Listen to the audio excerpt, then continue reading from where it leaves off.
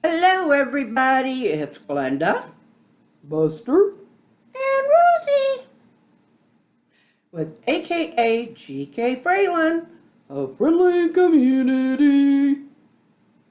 and our friendly community welcomes you.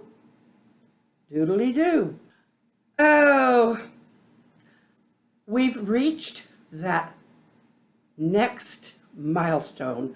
I couldn't be happier. I went on and I just been going on the last couple of days just to see my favorites and not really looking at my own page. And today I did, and that magic number 200 was up there.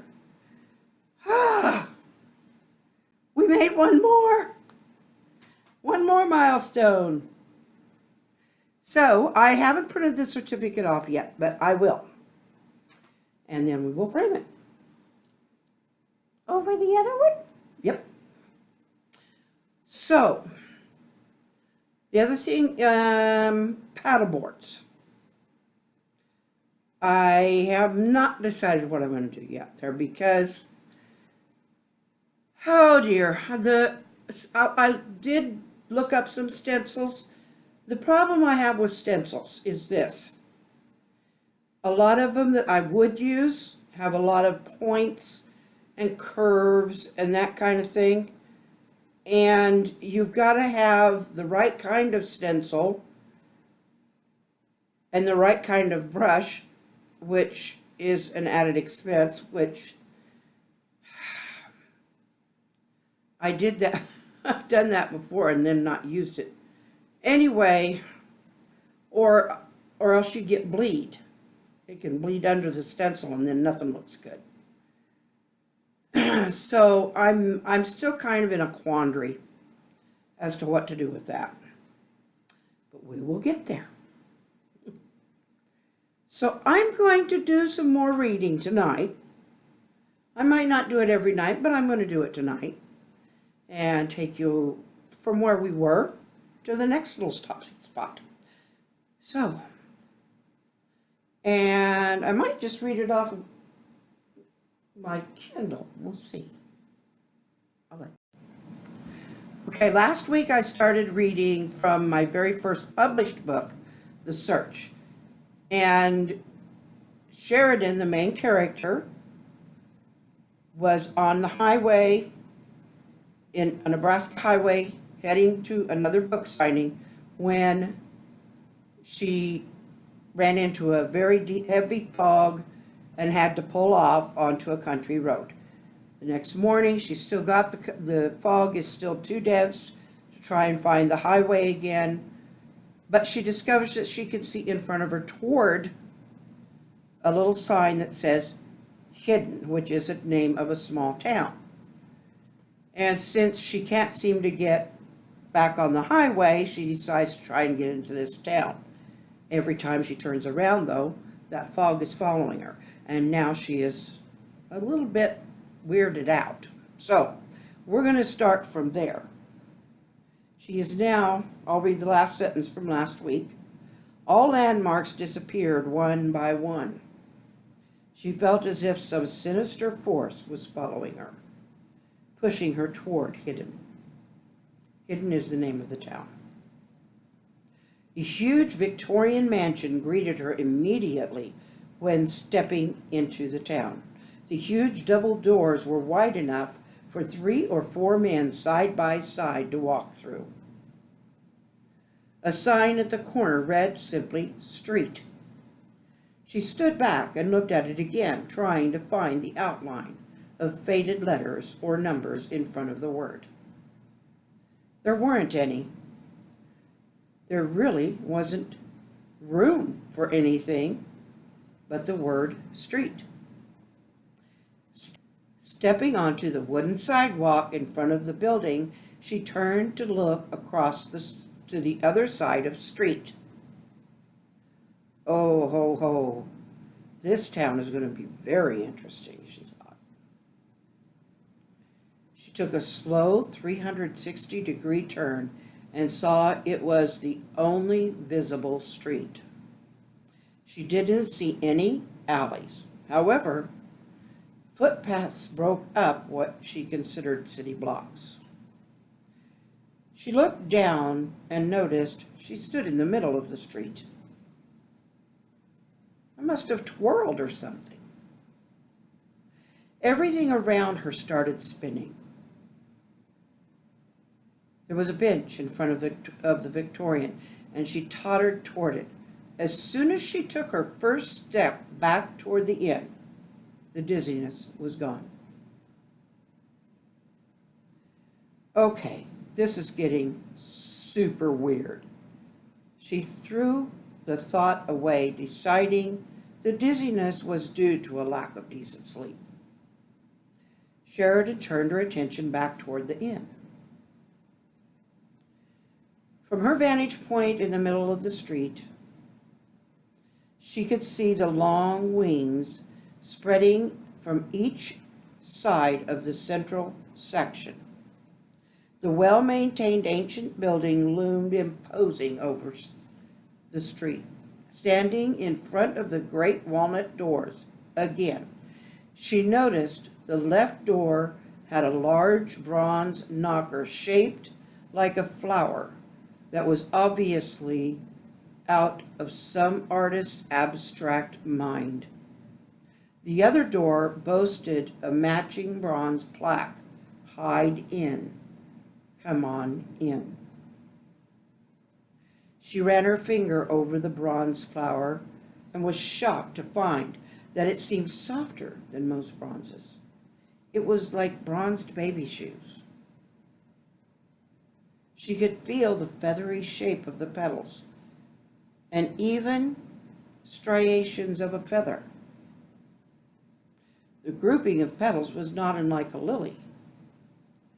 The abstract rendition reminded her of a painting she had in her living room of a rosebud in a vase that, upon second look, was a woman's hand. The stem of the bronze flower made up the knocker and clanged like a heavy weight against the backplate. Sheridan jumped in shock as she heard the noise reverberate through the interior of the great building. As she waited, Sheridan looked across and down the street. All the buildings were limestone.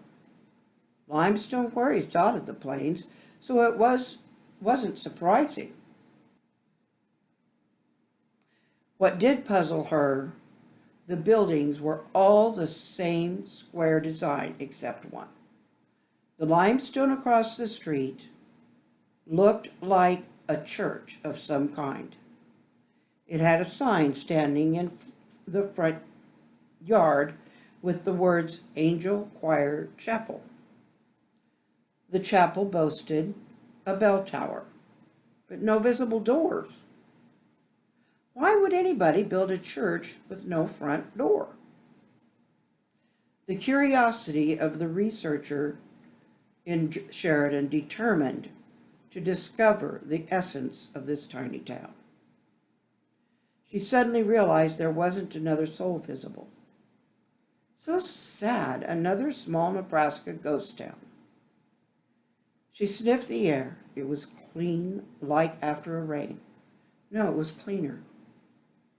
There were no farm smells, no alfalfa, animal feces, or fuel odors. She slapped the back of her hand when she felt a sting and thought comically that they must have forgotten to take the bugs. A feeling of deep calm washed over her. She didn't know why, but she didn't want to question it. She almost felt drugged, like after taking a pain pill. I really need some sleep before I fall over. She rubbed her arms and patted her cheeks. Oh my. The words spread into the wide yawn. She stretched her arms out and took a deep breath of the fresh air. The feeling of relaxation continued down her entire body as she inhaled the crispness deep into her lungs. She began to feel hazy and a little wobbly. Then something else filled the air, Sheridan felt goosebumps rise on her arms as she noticed a faint melody. It had been there unnoticed since her arrival. It was like having a radio in her car on very low and suddenly noticing the music. The sounds were the most beautiful harmony of voices she'd ever heard. It came from inside the chapel across the street. They sounded like a combination of hallelujahs with undertones of humming.